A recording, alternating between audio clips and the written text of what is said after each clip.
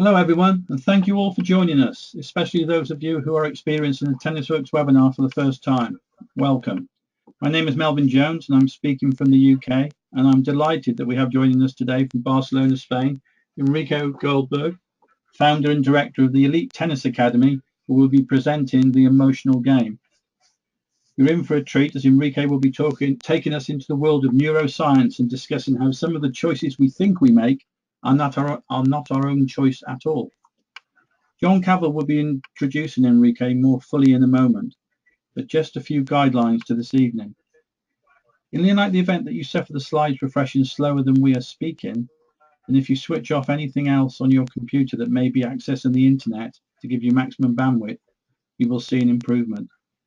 In the unlikely event that you lose your connection, simply log back on via the original link sent to you for the webinar. As with all our webinars, we'll be holding a question and answer session at the end of Enrique's presentation, but feel free to ask a question at any time during the main body of it. Simply do so by typing in the chat box at the bottom of the panel, which you should see on the right of your screen, and send it to me. I will either save it until the end of the presentation or interrupt Enrique if it's appropriate.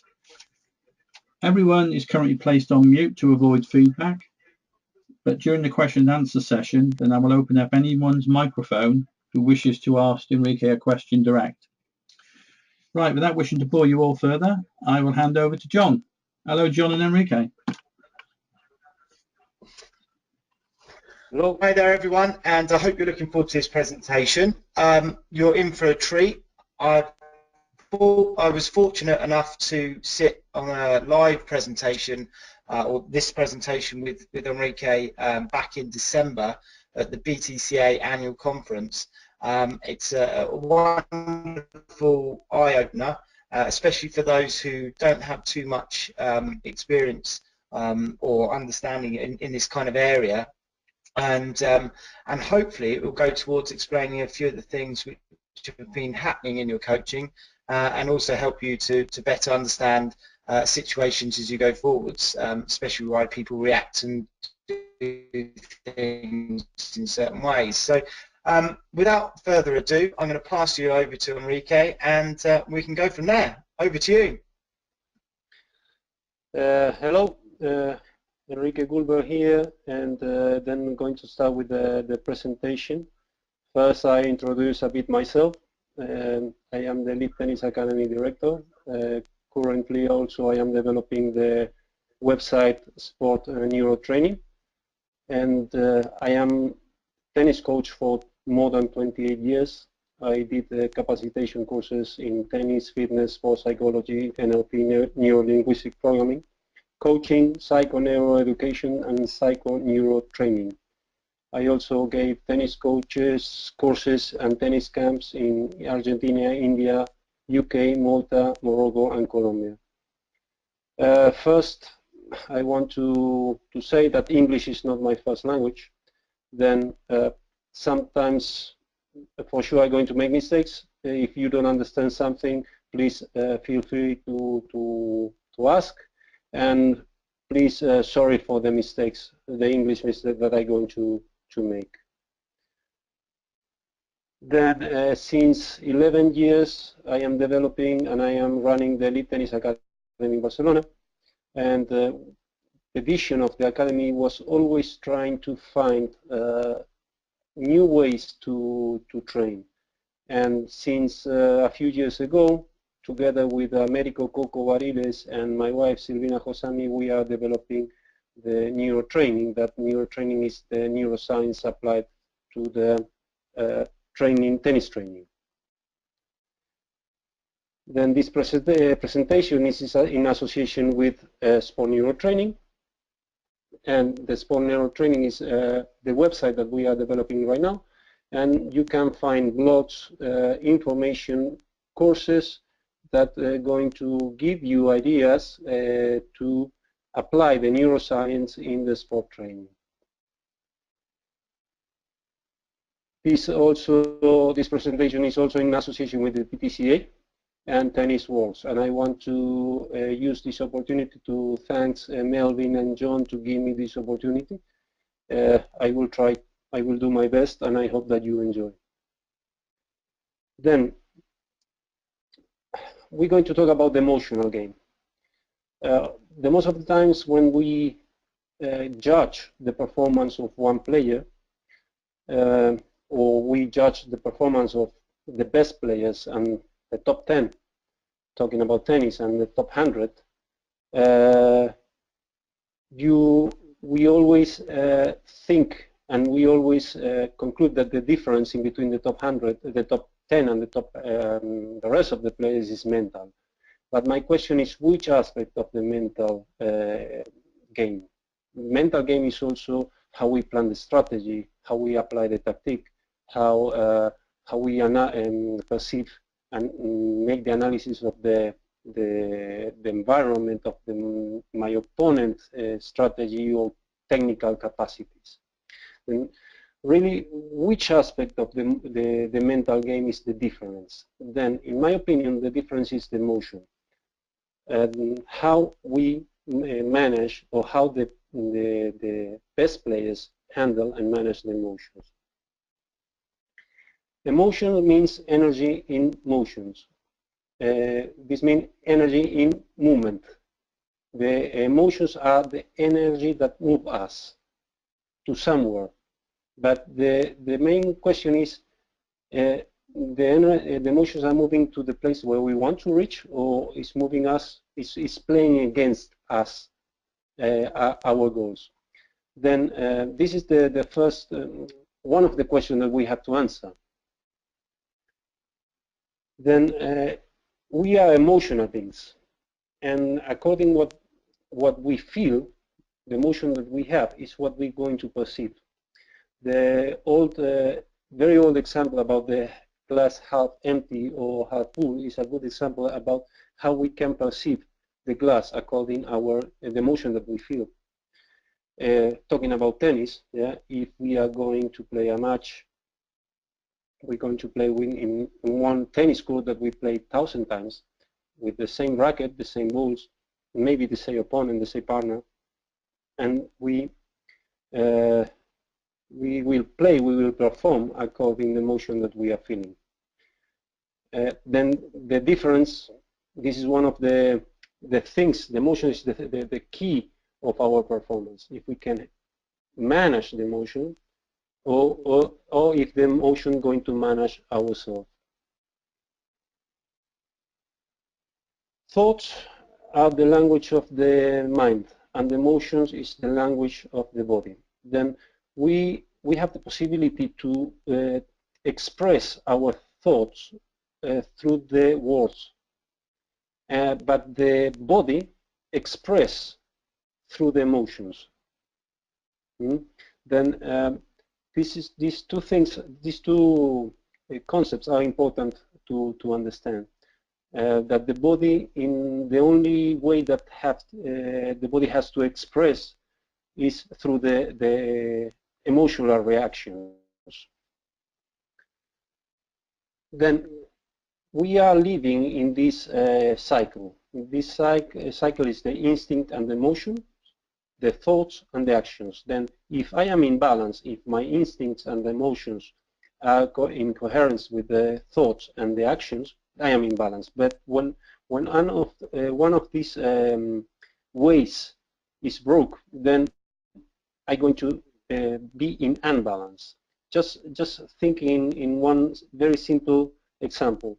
If right now I am talking about in this webinar, my thinkings and my actions are, all my attention is in try to give the webinar. But if in one way I have an instinctive or emotional necessity, like for example, I am hungry, then my body going to tell me in some way, I'm going to insist that I am hungry, and until the moment that I don't fulfill this necessity, I will not get the balance again. Then keep the balance in between these three areas is one of is other key to keep the mental and the emotional balance, and the performance, of course. No? Then I think that it's necessary to understand how the emotions works. We are, I don't want to attack nobody or the belief of nobody, but we are animals. And we are very, very basic animals, even now. Then we have to understand how the emotions are working. Then we're going to understand how we act, how we react, and how the things are going. To understand the emotions, we have to understand the brain evolution. The brain evolved in 3 different levels. The first one is the instinctive system, that is the reptilian brain, the emotional system, that is the limbic brain, and the cognitive system, that is the neocortex or the prefrontal lobes. The instinctive system is the reptilian brain, has 500 million years. And remember this number, 500 million years. And is in charge of the homeostasis, feeding instinct, reproduction, fight or flight, and this brain doesn't have time awareness, just living in the present. Please remember this number, 500 million years. After the brain evolved in the emotional system, this is the limbic brain, had 200 million years.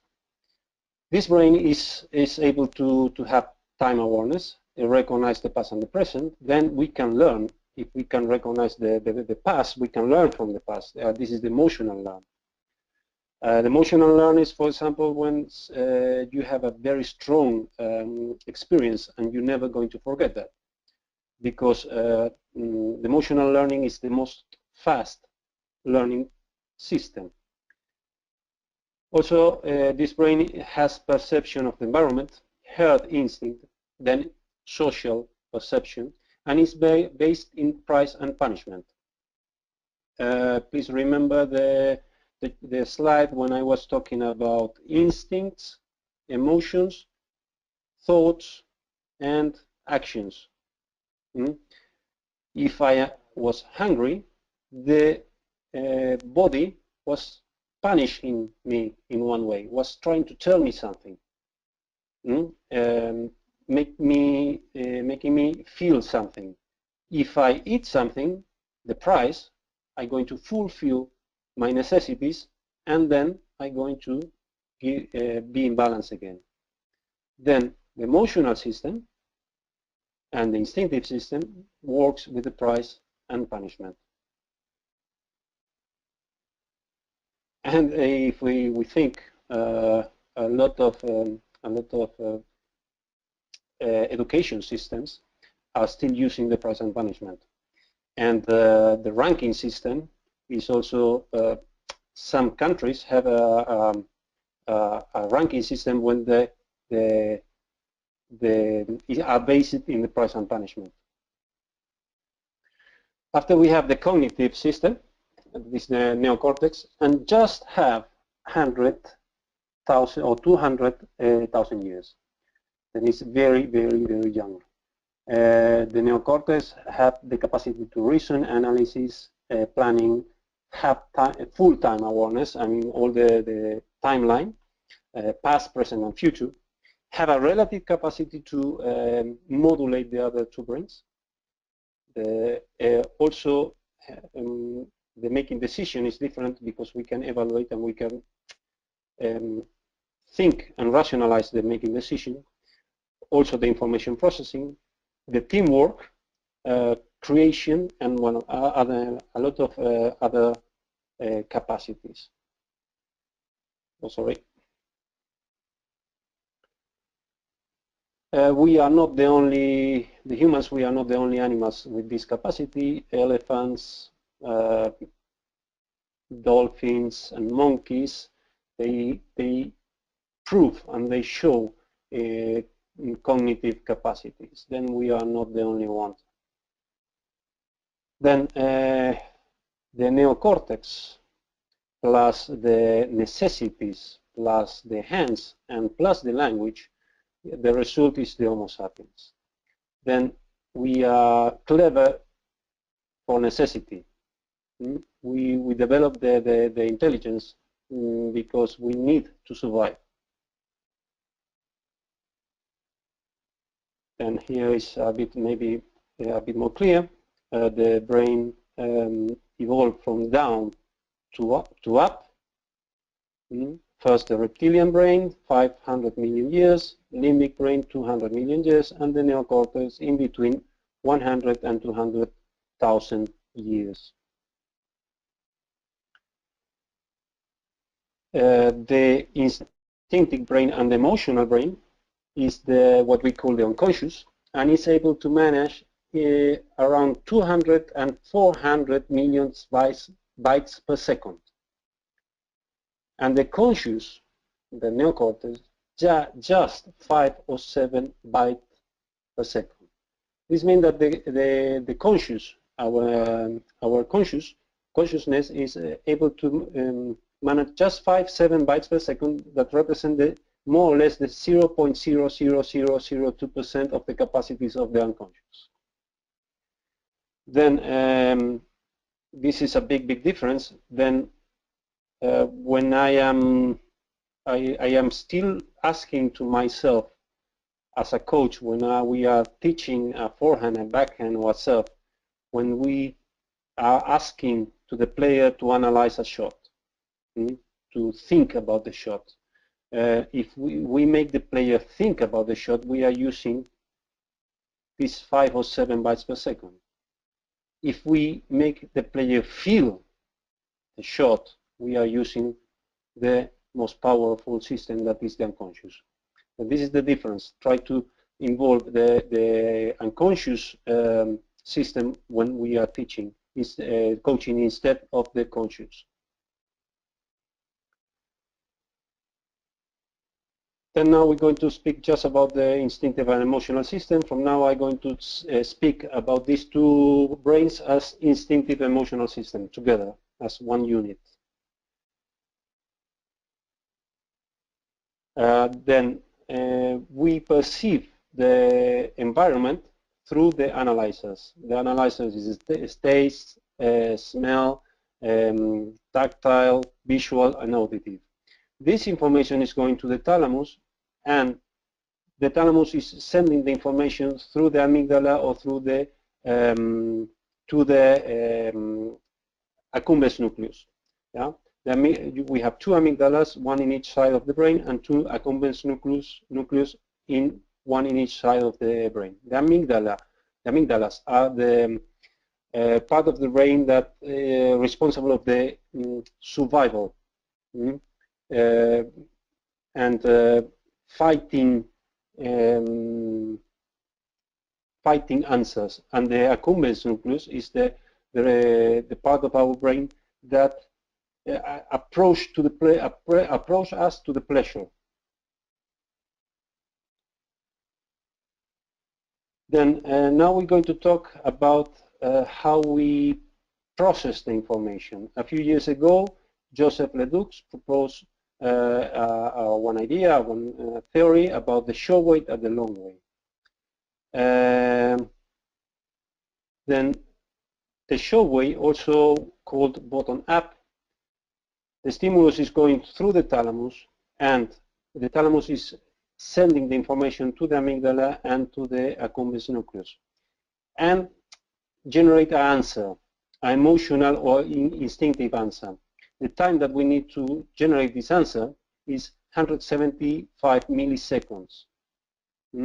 What is important is that just the 5% of the information is going to the amygdala or accumbens nucleus, just the 5%. Then the rest of the information is we're going to use in the long way. But the consequence of that is that whenever we react emotionally, we have to be aware that our reaction is just based in the 5% of the full information. Then the short wave, after we have the long wave, that is an up-down circuit. The stimulus is going to the thalamus, but the 100% is going to the prefrontal lobe, the higher part of the brain, and we're going to generate one answer in 5 100 milliseconds, and this is the rational answer. But what happened? This is not that easy. We have a mental trap because the main goal of the brain is to don't spend too much energy. We have to try to, the brain is always trying to save energy. Then it's important to understand one structure, mental structure, that is the interpreter. The interpreter is one part of our brain that's going to give us real or unreal answers to emotional, real or unreal answers to emotional reactions. Then in one way, the interpreter is a part of us that's going to give us the excuses. It's like the ego protector. It protects ourselves, and the interpreter has the characteristics that complete the information even if we don't have the full information. If you compare, to give you one idea, if you remember the cartoons or a movie, yeah, frame and frame, frame to frame, the difference in between two frames could be very big, but if we pass all the frames together and fast, our brain going to complete the parts that are not there. Then this is the characteristics of the brain, going to complete the information that the brain think that is there or is necessary for us. Who discovered the interpreter was Michael Gazzaniga, and he discovered doing an experiment with people with the brain divide. And I don't know exactly how the experiment was, but in one way they teach, the brain was divided, and they teach something to the right part of the brain, and then after, in other moment, they ask to the left part of the brain, and the left part of the brain invent reasons and excuses and of whatever the guy did, no? Then this was more or less how Gazzaniga discovered the interpreter. Then we have one part of us that's going to give us the excuses. Then long way is divided into ways, the false long way and the true long way. The false long way is the one that is dominated by the interpreter, and it's the cheaper one in one way. We will not spend a lot of energy. And always the interpreter going to give us reasons to don't act, to save energy. Typical example. I'm going to talk about myself now. I have to present my bills to pay the taxes. And I always tell to myself, this time I'm going to do it soon, then I will not stress. But I always taking my bills to the accountant the last day, because I always invent one excuse, yeah, to do it tomorrow. Then here is when we can choose to be high performance or be self-responsible of our actions. Here is it's our decision to do it and act in the best way, or just let the decision for tomorrow. And two factors have influence in this decision. First, the obligation. I must present my invoices, or the passion. If I like what I am doing, I'm going to take the through long way. Then the passion going to push myself to take the most expensive way, the way that I spend more energy. Okay, then one more time, the stimulus is going to the thalamus. The thalamus is sending the information to the amygdala or the accumbens nucleus and going to provoke one emotional answer. Yeah, the long way going to be like the fireman who going to calm down the situation and maybe stop the fire. But what happens if the fire is too big? If the fire is too big, the fireman cannot do nothing. Then we're going to get into one cycle where we perceive the situation like a threat for us, and we're going to be reacting, and in the short way. We're going to live in the short way. Be in the short way, this is the stress. This is the famous stress. The stress is when we cannot take perspective of the situation, and then our emotional and instinctive brain will think that is in a survival situation.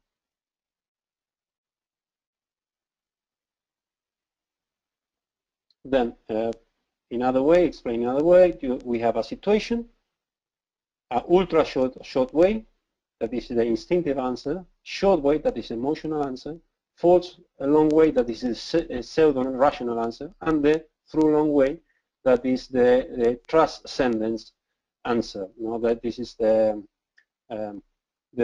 four possibilities that I have.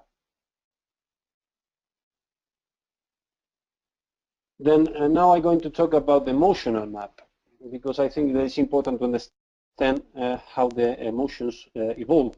And the emotions evolve together with the brain. We have primary instincts, and we have just two big goals in the primary instinct, that is the reproduction and the feeding. We don't need nothing else to survive, and the main goal of the brain is survive. Then the emotions and feelings are coming from these two primary instincts, reproduction and feeding, and these have a lot of consequence in the performance. After I'm going to explain how these have influence in the performance. Then exists a lot of theories, a lot of ways to understand the evolution of the emotions. I like two. I like the Robert Plutchik one and the Paul Ekman. Robert Plutchik proposed four basic emotions. Sorry, I'm going to come back. This eight, that is the ecstasy, admiration, terror, amazement, grief, loathing, rage, and vigilance. These eight evolve from the primary, the reproduction, and the feeding, and evolve in more complex feelings or emotions. The other one is the Paul Ekman one, that is he proposed six basic emotions: the anger, the fear, the aversion, the surprise, the happiness, and sadness. And these basic emotions evolve in secondary emotions that is quite long to explain in this webinar. Then to understand, the emotions emerge as a fast response to a survival situation. Any emotion is bad. This is the thing that we have to understand. Any emotion is bad. All the emotions have a positive intention for the survival. The point is that in our life, in the modern life, sometimes are not useful. For example, if we are playing a tennis match, we are not in a survival situation.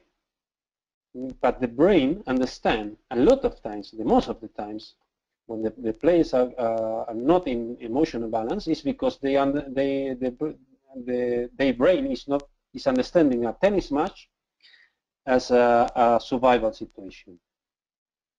What is important to understand is that emotions and the emotional brain and the cognitive brain are working in the same building, but a lot of times they don't have communication in between each other.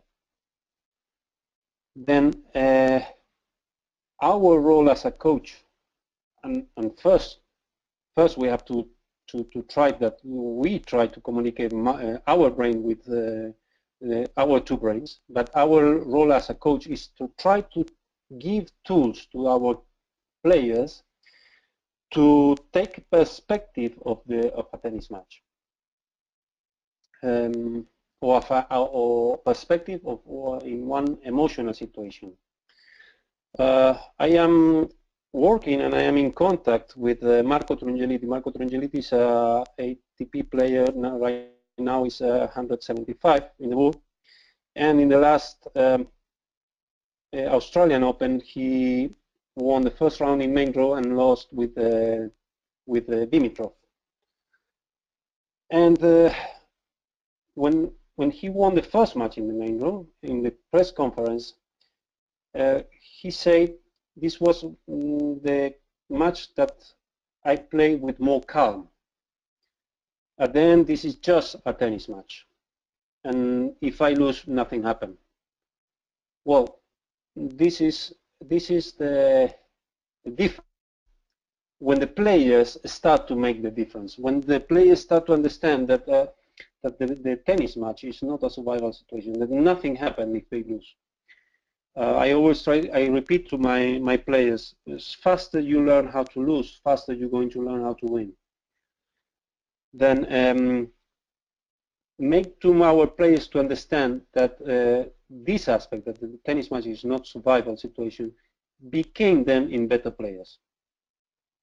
Because they will not react in the tennis match, if not that they're going to start to decide and act in a tennis match, because they will be use the emotions to be moved instead of get stopped by the emotions. No? Then, in summary, this is the environment. We perceive the environment through the analyzers. Then the information cross the first filter that are the instinct. After the second filter that are the emotion, and after the cognitive brain. No? The instinct and emotion are always before the reason. I'm going to repeat a few concepts now.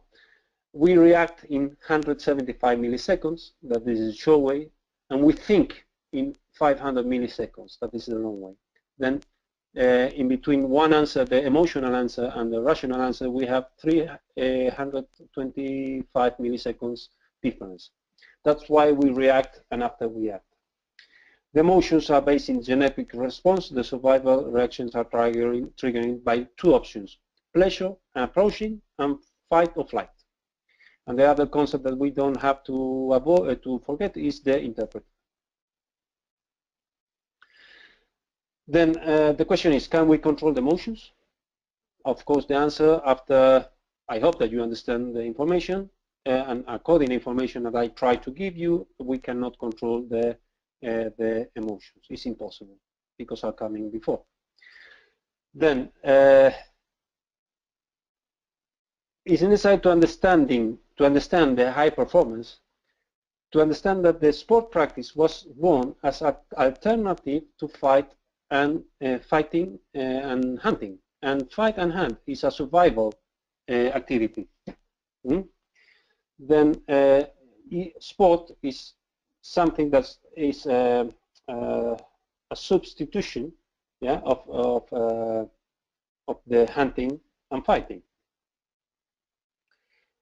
Then, knowing that, we can maybe analyze a few mental strategies. That this is a list. Maybe you have more, but this is the one that I used to face. Thinking and analyzing this list, but using the knowledge that we have, that I gave you. Then we're going to analyze this list using the short way, the group, and the false long way. One of the things that I also have to share with you is that whatever we do is looking deeply in our genes. We have the information that we have to be accepted by the group. This is very important. We have to be accepted by the group because we are part of the group and we survive with the group. Then look for one position in the group is one of the most powerful aspects that we act. We act and we react trying to be accepted by the group. And a lot of our reactions are coming because we are looking for that. Then, if we talk about, for example, one problem that I saw with a lot of players, fear of losing. How we can analyze the fear of losing using these concepts. We have to ask to ourselves, what I lose if I lose? If I lose, my instinctive and emotional brain going to understand that I'm going to lose acceptation in my group. Then, if I lose, I'm going to lose position in my group, and if I lose position, one of the other basic instinct, that is the possibility to find a sexual partner, I'm going to lose this possibility.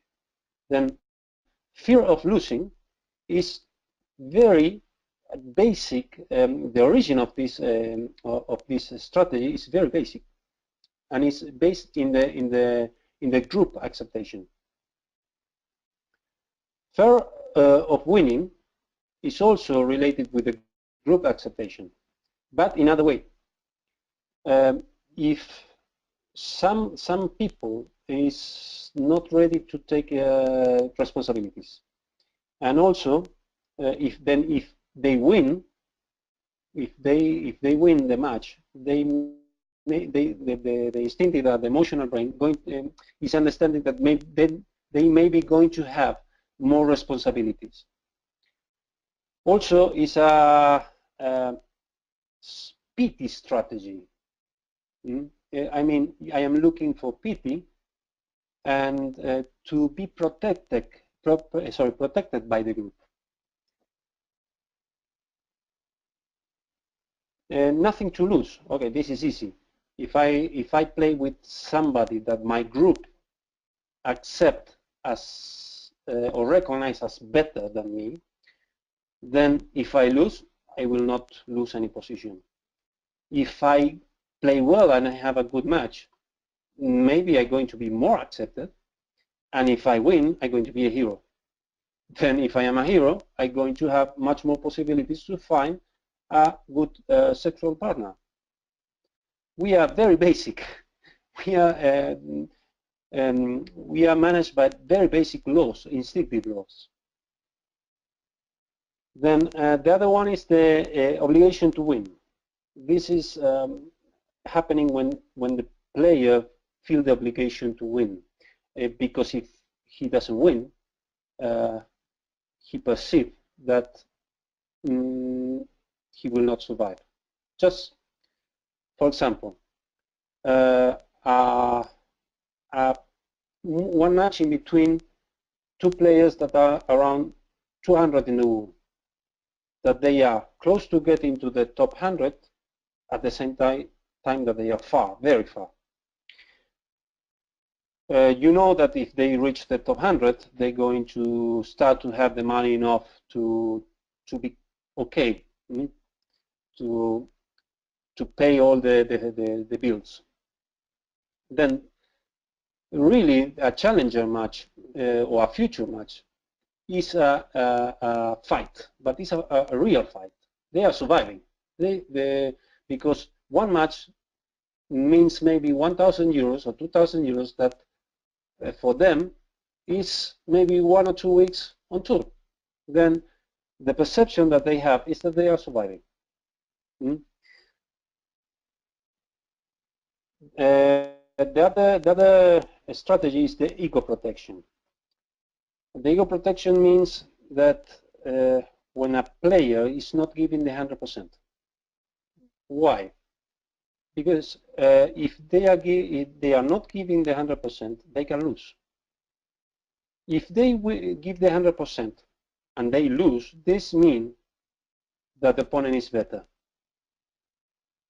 But if they are not giving the 100%, then they have the excuse at the end of the match that they lost because they didn't give the 100%. Then they are protecting the ego. They are using the interpreter to protect the ego. I saw many times this strategy. Playing with weaker opponents or with younger opponents also is related with the false long way, the interpreter and the ego.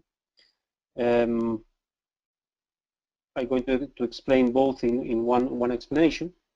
Is when I perceive that my opponent is weaker or younger, and I create the obligation to win.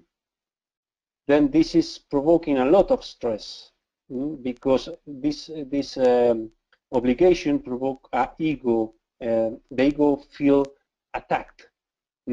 I cannot lose with a weaker player. I cannot lose against a younger player. And this is a false long way problem. The other one is shift the responsibility. Or when the player loses, is losing because the win, because the balls, because the racket, because the coach, because the umpire. Never because him. And this is again the interpreter and the ego who is giving the answers, that's the excuses. No? And after the last one is the lose of the emotional control. I mean, when the player lose totally, completely the control, maybe going to throw the racket, and after this happened, he going to perceive himself like what I did. No? And this is a survival situation. No? When you lose the control, when the player loses the control and throw the racket, it's because the player is not able to observe himself to try to manage the motion. Then, if you think all the, at least is what I think, no? That all the mental strategies that we have, mental problems that we have in a emotional problem that we have in a tennis match, the origin is in one of these factors. Then, how are we going to solve that? How are we going to give to our players the opportunity or the tools to solve these things? First, we have to work in the metacognition. The metacognition is the capacity that you have to observe yourself. And then we have to, in one way, pay attention to ourselves. But which kind of attention? We have different kind of attentions. Yeah. But now I'm going to talk about. I'm going to talk up roughly fast about how the attention works. We have the environment. The analyzers perceive the environment, and then we're going to get information, and we're going to pay attention if it's important for us. Now, right now, you are using the visual and auditive analyzer to try to get information using attention, and maybe you are learning or decide what you're going to learn about the things that I am saying. The metacognition is the capacity to pay attention to ourselves. and our emotional reactions. Then the stimulus is provoking one emotion, one situation is provoking one emotion that's going to provoke a body response. The body going to give us information. But not always we are paying attention to this information. In fact, our culture is trying to hide the emotional answers. What is not good. This is not healthy at all, because one emotion is provoking a chemistry in our body, and this chemistry is, if it's acid, going to provoke illness. Then if we are not able to, in one way, get empty emotionally, we're going to provoke illness. Then, and this is the worst situation, no? But in one tennis match, if we are not able to pay attention to ourselves, then we're going to lose the match. Then what we have to try to develop with our players, and of course first with ourselves, is to be able to serve, to meta-observe, I mean to observe ourselves. Then we're going to be able to modulate the emotions, and then we're going to be aware about ourselves. Then, of course, we're going to have more possibilities to perform. Then, if we are taking care of our emotions at the same time that we are playing, then we're going to be increase the possibilities to perform well. Then our role as a coaches is to give tools to learn how to pay attention, to recognize the emotions, to encourage the self-information, the metacognition, encourage the focus, to focus in the performance, not in the result. Encourage to focus in the self-improvement, work and train to identify the traps of the ego, and encourage to cross from the survival mode to transcendence mode. And I am not talking about transcendence in the religious way, if not in just be focused and be better, and go out of the survival mode and try to just focus and be better. Then transcendence, emotions like challenge, inspiration, love, or altruism, or survival emotion like anger, frustrations, hate, envy, jealousy, creation or destruction, acting or reacting, inspiration or frustration are moved always by the same energy that are the emotions. Then how are we going to manage the emotion? How are we going to be able to learn how to manage the 500 milliseconds that we have is what's going to make the difference in react or act, in be a normal person, a normal tennis player, a normal athlete, or be a elite or top athletes. Then we can choose to be managed by the emotion or moved by the emotion. We always decide first through the emotional glasses. This we cannot avoid that. Then the elite performance doesn't survive. If not, they transcend. I put a quote, another quote here. I'm going to translate for you. If you think that you cannot improve, then you don't know nothing about the life. Then don't confuse, please, the elite performers are not very good competitors. This means that the emotional and instinctive brain is working, and is working very, very well. They are very good competitors. They are like a tiger when they are competing, no? But at the same time, they are always looking to improve. They are always looking and searching for something to be better. And this is what is making the difference in one way. If you if you remember, a few years ago when sorry, when Federer started to work with Edberg, he suddenly started to go more to the net, and he was already #1.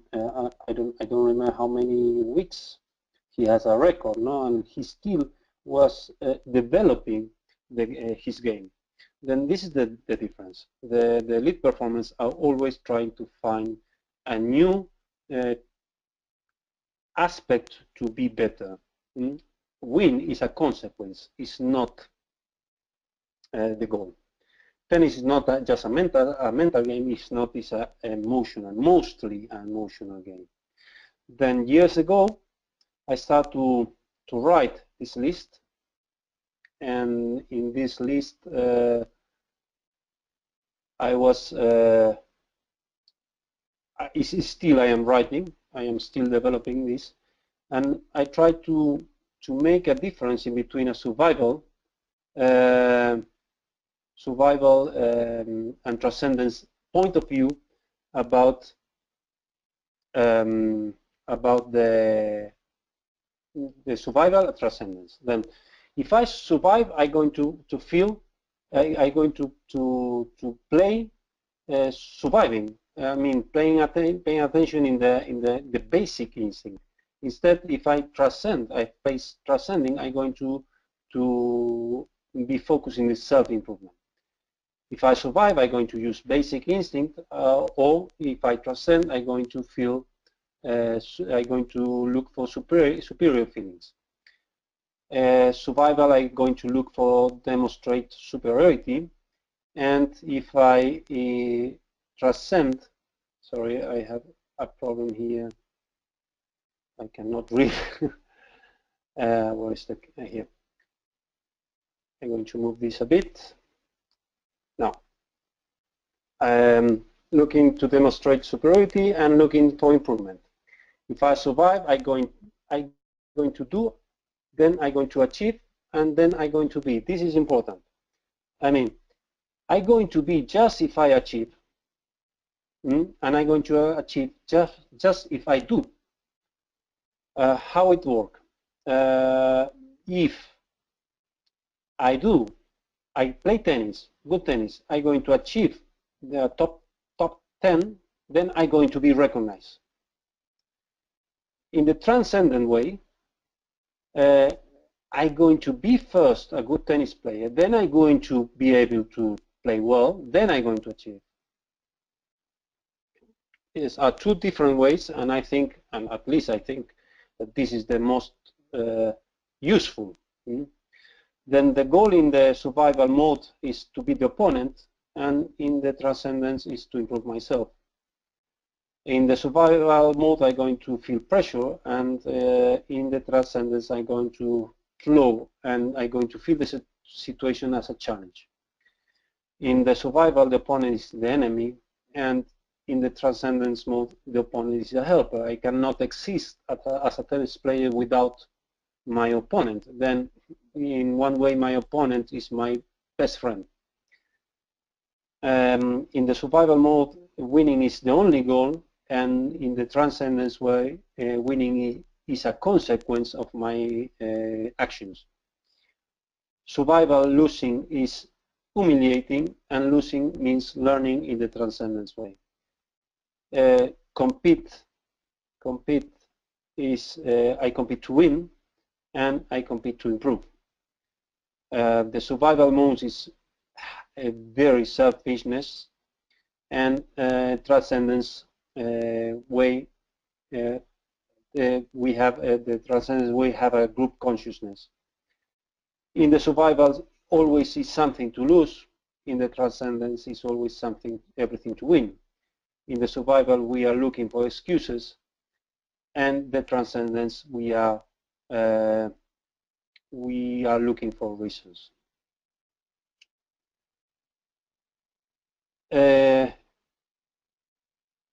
Then please, if you have questions, please you can ask Melvin to ask me, and I will try to repeat or make the definitions a bit more clear. Yeah, hi Enrique. Thank you for the main body of the presentation. That was excellent. Thanks for sharing your thoughts.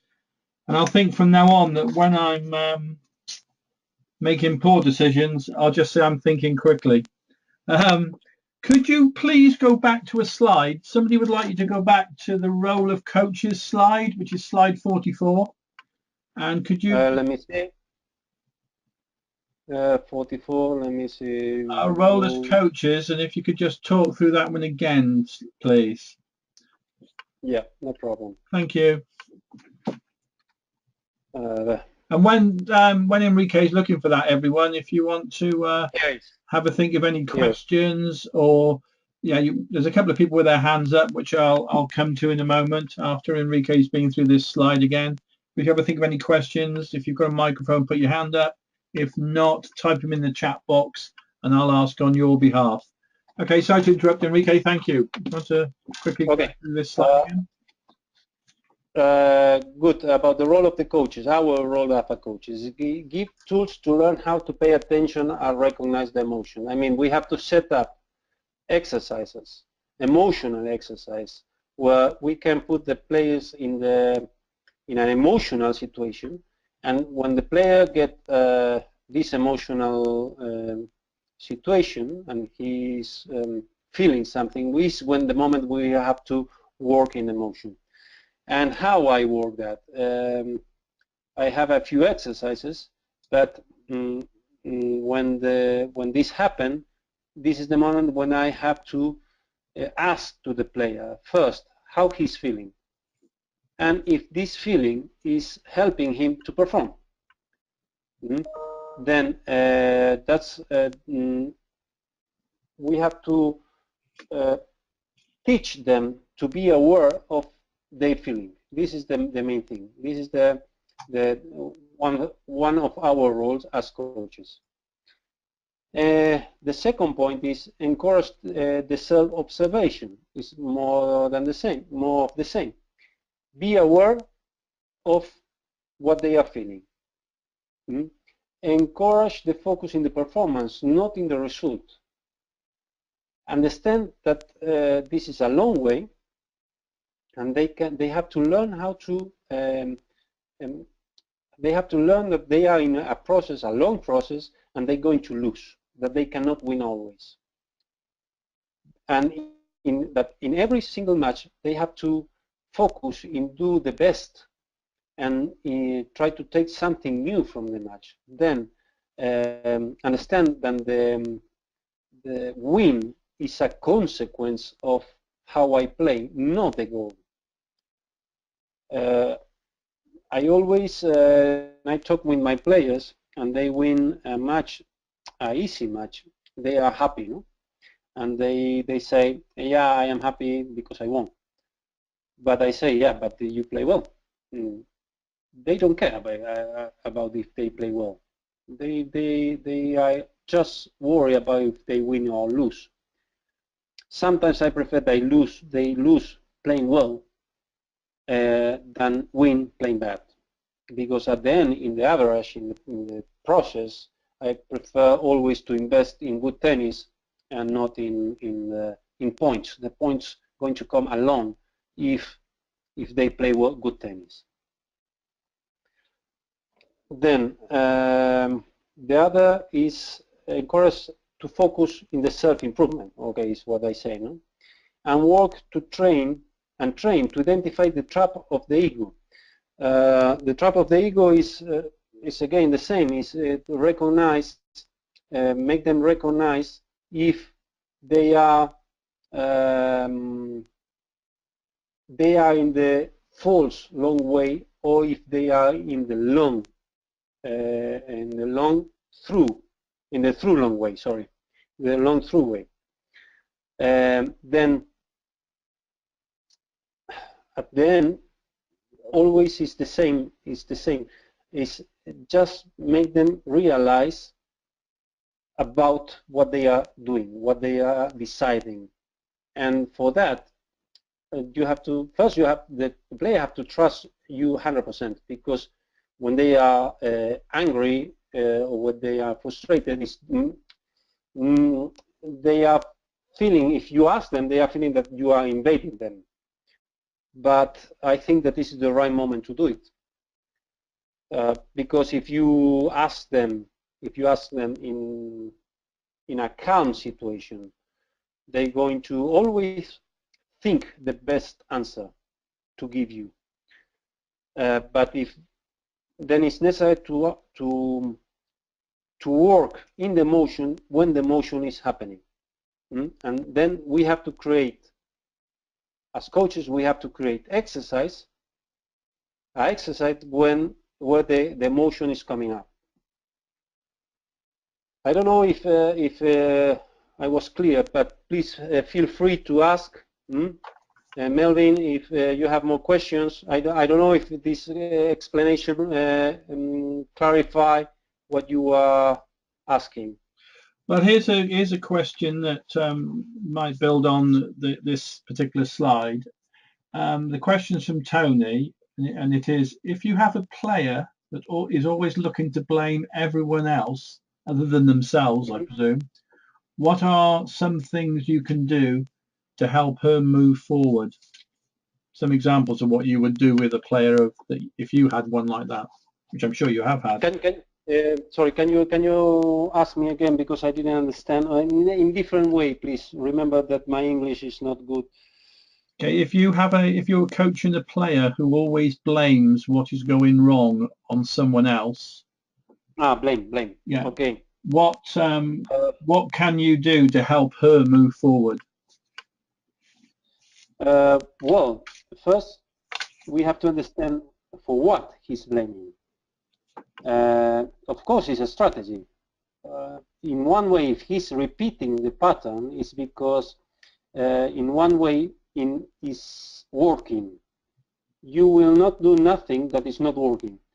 Then, if first we have to work, I have for sure. I have to, of course, I should know the player, no, and I should know how the environment of the player is working. The environment is the family, the player, the friends, and the coaches. Then if he's blaming, he's looking for an answer of the environment. Then normally, if you change the energy of the environment or how the environment reacts when he's blaming, he's going to change the habit. If blame doesn't work, he's going to change. This is what how I work in these situations. I'm going to give other example. The babies or the small kids, when they are getting something, crying, they're going to cry again. But if don't answer when they are crying, they're going to look for other strategy. This is more or less what I suggest to do.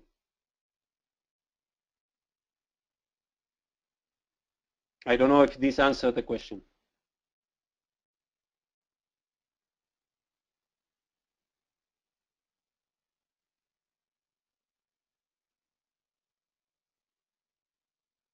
Alvin, are you there? Sorry, Enrique. A question from I muted myself so I wouldn't make a noise when you were talking, and then forgot to unmute myself. Okay. So a technical error from the person who's controlling it. Very good. A question from Wojtek. What mental exercises do you do to create emotional response? This is a very difficult question. I have a few, and you can see in a few of them in the YouTube channel that I have. We have a Sport Neuro training. is a video where I set up an emotional game exercise. But to set up an emotional exercise is almost art, no? Because you have to perceive how the player is feeling, and then when you see the opportunity to disturb him, you have to use it. And you have to use it using different strategies. I cannot tell you right now which one. It's more the coach instinct to push the player to have emotional answers. Then in one way you have to cheat the player, and you have to cheat in a good way to the player to make them react.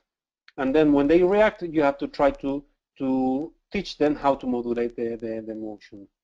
I suggest you to go to the YouTube or the Sport Neuro Training website, and through the Sport Neuro Training website to go to the YouTube channel, and you will see one emotional exercise. But to be honest, I cannot tell you one rule, a general rule. It's something that in one way is happening on court, and then I'm going to modify or change rules or change goals to push the player to have emotional reactions. Okay, thank you, Enrique. What I'll do, everyone, I will put up some links to Enrique's website in the chat box and send them to you. And afterwards, we'll find some. I'll get the YouTube addresses from Enrique and do the same. John, have you got a question to ask? Hi, Enrique. Fantastic webinar presentation. Again, I've got a few questions that have come from this, but my first one is, when dealing with emotions, what are your observations in terms of practice with female and male players? Obviously, we're different in many different ways, but what do you find, what sex do you find is the easiest to work with, and why? Well,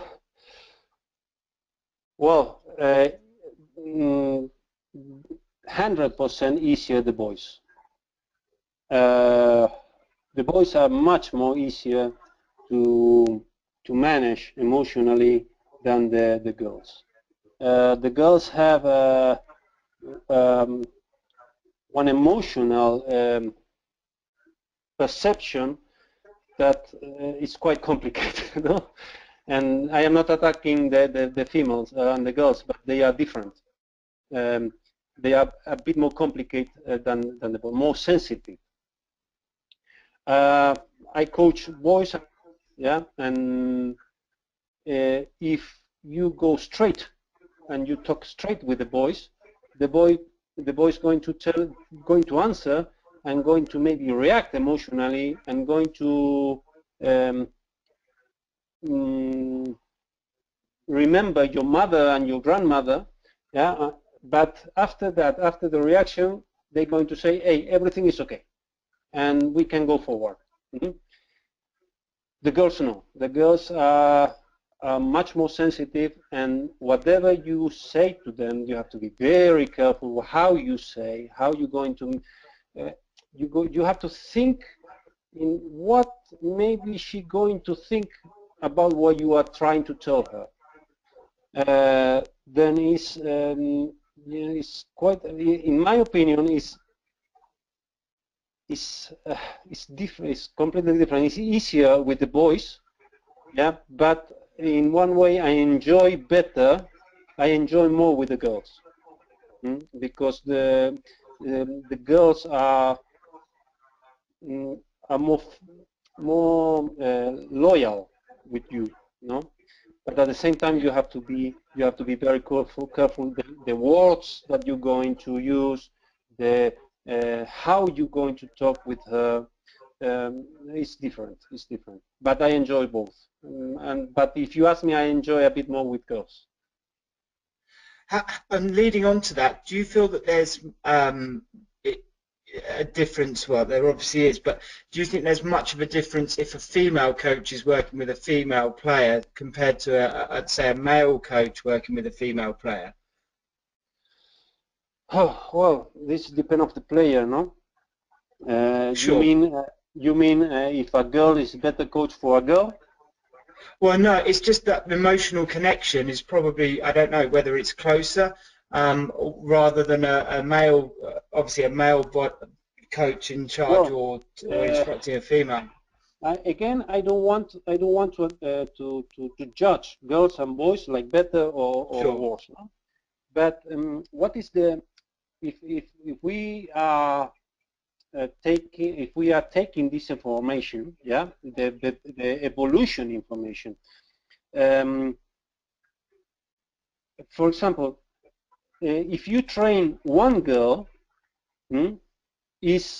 I always say when you train one girl, it's a heathen, no, it's perfect. When you train two girls, it's the hell. Why?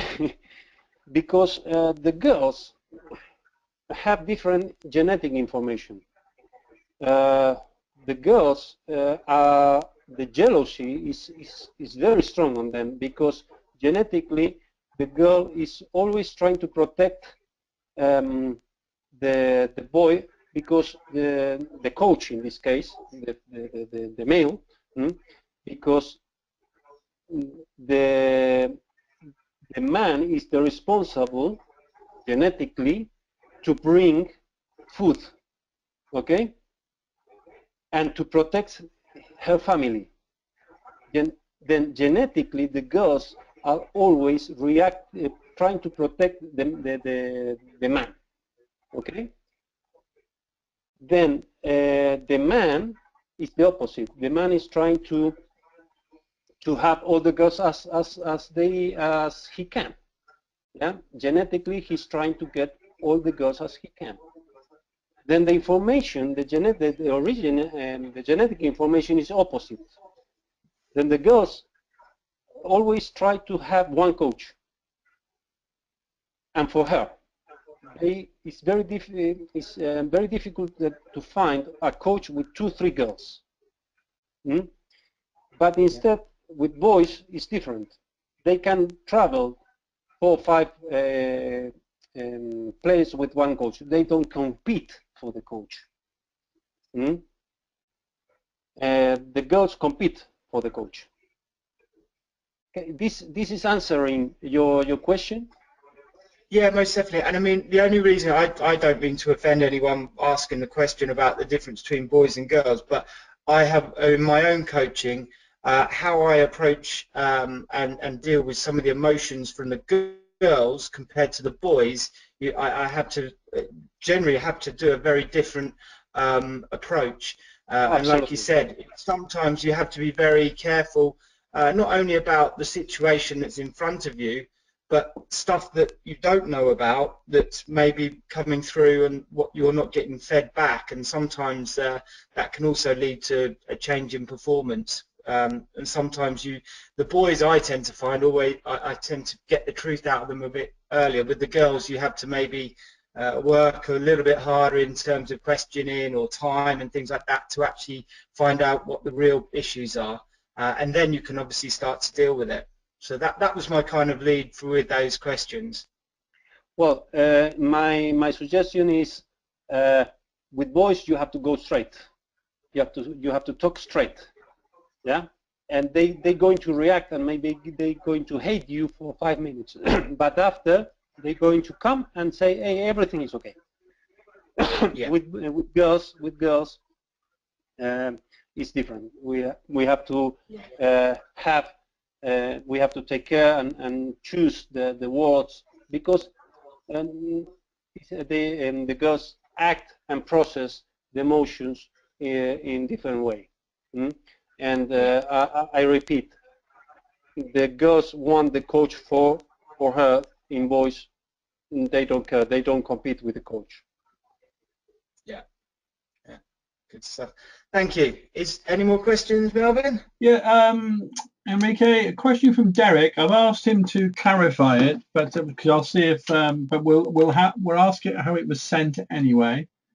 He says, "I love playing mixed doubles more with the same gender, mixed doubles more than with the same gender, because they get angrier after a missed shot." The supplementary I've asked him is who gets angrier, the male or the female players. But would you like to pass any comment on that statement? Well, I have to.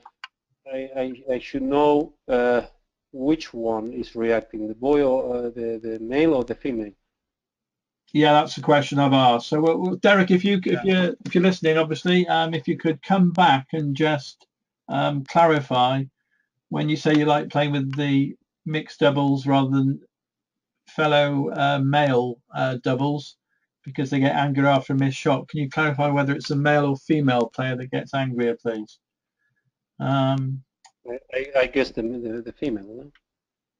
Yes, the male player gets angry. Thanks, Derek, for coming back so quickly. Well, no, I don't understand well the question. I mean, both could react or get angry, no? But no, I'm sorry, but I cannot. I think Derek's just making a statement and saying that he prefers playing mixed doubles because he feels that the male gets angry after a missed shot. Well, maybe he's the reason. We will leave you to ponder that one, Derek, and you can come back and challenge Enrico on that statement. John, do you have? Derek's quickly come back with a clarification. He's saying the female players are a lot calmer, and if I make an error, the male player is more apt to get angry than the lady. So it's really about just relationships between the male and female on court. Yeah, that's it. Enrique, another one. I mean, another area of the game which plays a lot of emphasis or has a lot of bias with the children, with the younger players, are the emotions of the parents and what goes on off the court and around that. That's something that's quite hard to deal with as a coach, especially when whether it's protective instincts or something like that, when cheating or things like that going on the court. What are your kind of thoughts around emotional control and in terms of guidance for parents and other people, obviously, of that side? Well, parents is a big issue, no? And parents are the group, no? And the group going to protect the group. And I mean, apart. If we forget the parents for a few seconds, yeah, just imagine one Davis Cup match, and the ball is near the line, and one part of the supporters going to see truly the ball in, and the other part of the supporters going to see the ball out. This is the power of the group, no? The group provoke a big and strong power. The family, the parents, is the small group, and the parents going to perceive that the kid, the son or the daughter, will not make mistakes. Why? Because the interpreter. Then always we have to try to educate the parents as we try to educate the players. The parents are not guilty about the instinct to protect their kids. If not, that they lack of information. We have to give information. We have to form the parents as we form the players, because the parents are part of the environment, and we are also responsible of the environment. Then what I always say, that we have to work with the kids and also with the parents. The parents is one part that we have to take care. Yeah, and I think that a lot of that is about spending time with them and explaining situations, explaining standards and things like that. I mean, that's, I think a lot of the time that parents become a problem is when they don't get communicated to enough. And I think that, well, I'm a big believer, a lot of the time you spend with the parents will actually help the players a lot more. As you, as me, as everybody, if you are not guilty if you don't know, yeah, you are guilty if you don't want to know, yeah. Then what we have to do is work with the parents. Then a few days ago, one family came to my academy, and I said, look, I don't want to work just with the player. I want to work with the players and with the family. If I don't work with the family and in one way train and show to the family how to act in the different situations, I cannot expect that the family is going to learn alone. Yeah. Then the parents are also our responsibility. The parents doesn't know, but we have to give the information. Then after, if they still react in the bad way, then it's their responsibility. I agree. Then we have to work with the parents too. They don't know, and they are not guilty because they don't know. They are guilty. If they know, then they are guilty. Thank you very much. Any more questions, Melvin? Yes, there's a couple of hands up, which I'll just check. Scott, your hand is up. Are you wish to ask a question? Have you got a microphone? Hello, Scott. Well, I'll take that as a no. The next, Wojtek, your hand is up. Hello. Hello? Hello? Wojtek, can you hear me?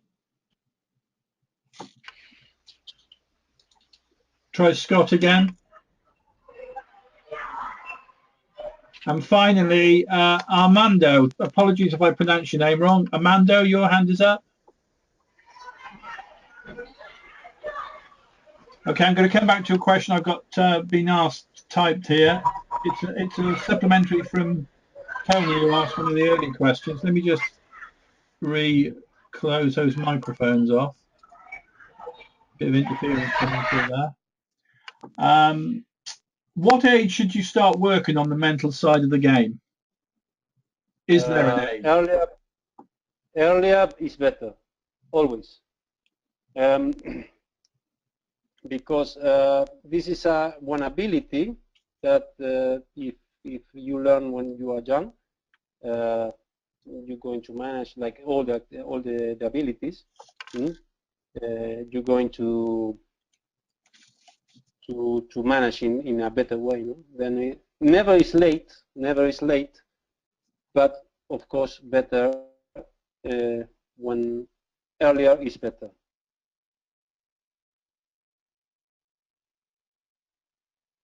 Thanks, Enrique. We don't seem, if anybody's got any last questions to send through.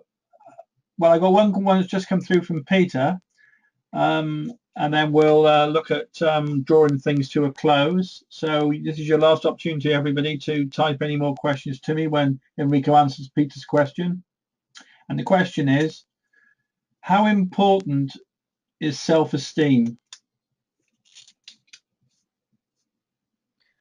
Well, this is very important, the self-esteem. But the self-esteem is, we have to, the self-esteem is something natural in one kid, yeah? But the self-esteem is easily destroyed by the environment in maybe in one sentence, maybe in 1 minute. Then we have to be very careful what we say when we talk with one kid, because this can be definitive for the rest of the life, no? Like the normal, very usual things, no? When we say, oh, I remember coaches saying, you're never going to be a good player. If you say something like that to one 9-year-old kid or a 10-year-old kid, you are killing him. Then it's very important to be careful what we say. The self-esteem is something that we can work, and we have to encourage to the players, and we have to teach how to keep the self-esteem and to win self-esteem and win confidence, no? But this is other webinar, no? If you want, I have almost a book that I wrote about the confidence and the self-esteem. Then maybe this can be the next webinar. Well, thank you. You've already now committed, Enrique, and we have it recorded, so you can't. So we will be in touch, as I say. John, would you like to? Yeah, no problem. Enrique, I'll pass back to you very quickly. I've just brought up the slide with your contact details. I don't know if you just want to talk us through this slide and how people can stay in touch. Well, you can get in touch with me through the 2 websites. Yeah. Also, you have here the email, but through the websites you can get in contact with me. Fantastic. Thank you very much. There's another great. One more thing. Yeah. Through the Sport Neuro Training website, you can find free courses, blogs talking about neuroscience in sport, and also one course that talk about the importance of the attention in the sport performance. Then this course is very new, and you can find in the Sport Neuro Training website. Fantastic. Okay, brilliant. thanks. And I would urge everyone to have a look. Yeah. And everybody, I've put the links to each of them, Enrique's website, in your chat box, so you'll have the direct links to just click on and go straight to any of these sites. Thank you. Fantastic. Okay, we're going to bring this presentation to a close, but before we do that, just want to let everyone know that if you haven't had a look before, please go to tennisworks.net. You can join up on the website, which is a tennis development and educational resource site. Within the site we have loads and loads of video, and it's all video webinars, and we've got about 20 odd webinars now, with a few more to come on board, which are up in there, so you can go back and watch. Well, this one is being recorded as we speak, and it will be up there hopefully within the next week, and plus loads of others with Joffrey Porter from Mallorca. We've had Thomas Frzycka from the Czech Republic, and Joe Donofra from the USA. So we've had many people come on board and do these. So if you've enjoyed this evening's presentation, then there's plenty more in there. Plus we have lots of resources which are organised into different age groups, so depending on if you're working on players within certain age brackets. also within their abilities, and also looking at the performance factors in terms of whether it's technical, tactical, physical, psychological, and also the environmental side of tennis. So I would recommend everyone just have a look and see, and hopefully you'll enjoy what we have for you. Also on the website, on the homepage, on the right-hand side, you can sign up for our free newsletter, which goes out on a monthly basis, which has contributors, again, from around the world who have written articles for us, and it's always a good read on a monthly basis. So, again, you can sign up for that for free. For those who are in the UK, we have an e-learning course which has 6 LTA license points. It's based on a webinar presentation that Pablo Giacopelli did for us a couple of years ago, working with female tennis players. Pablo worked with Kai Kanepi, Catalina Castona, and Shahir Peer, and it was a fantastic presentation. You can actually go to the TennisWorks website and watch the webinar for free. If you go onto the homepage and follow the link through the course, you can watch the webinar for free. I promise you, it's a fantastic presentation. And then if you wanted to do the course, you can obviously purchase that afterwards. It's £35 UK money.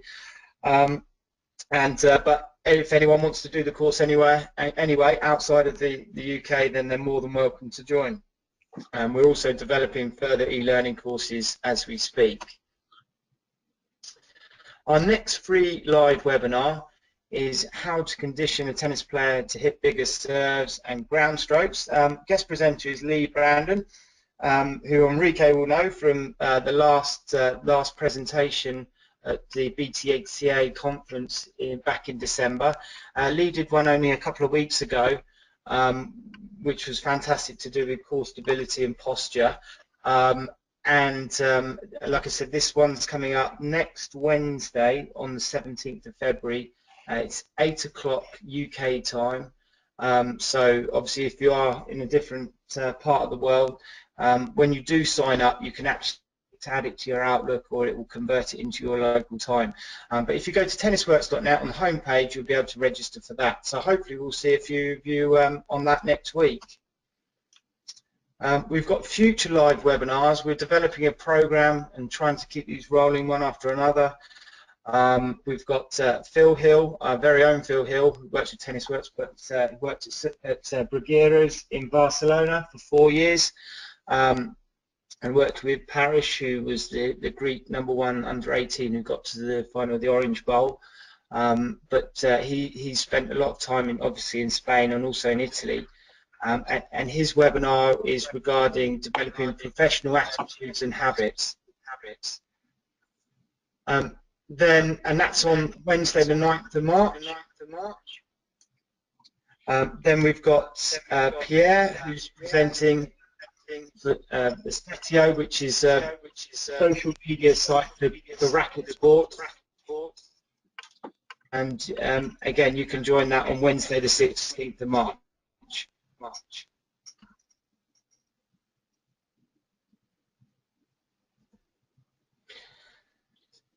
I'd like to thank you all from us here at TennisWorks, and hopefully we'll see you again in the future with future involvement and webinars.